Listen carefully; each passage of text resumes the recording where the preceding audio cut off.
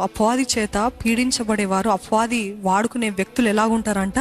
అస్థిరులుగా ఉంటారంట. They have love hate relationship. Sudden గా మనల్ని ప్రేమిస్తున్నట్టు ఉంటారంట. సడన్ గా నువ్వు వద్దుపో, నాకు వద్దుపో అని అంటారంట. అటువంటి వారు ఉన్నారా?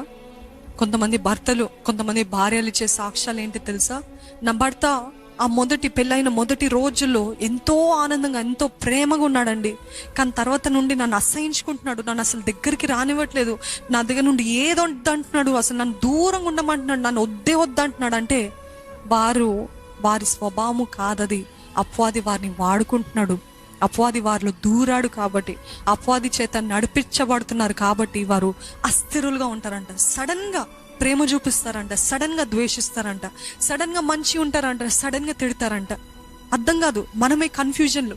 మరి ముఖ్యంగా ఎన్నుకోబడిన వారికి అర్థం కాదు, ఏంటి నేనేం చేశాను, నేను తప్పేంటి, నేను అంత సరిగ్గా ఉన్నాను కదా అని అనుకుంటాం.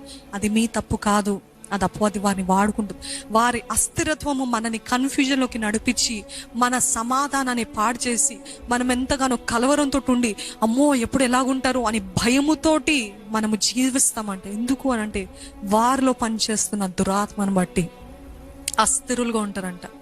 అది అపవాది చేత పీడించబడేవారు. They're always double minded.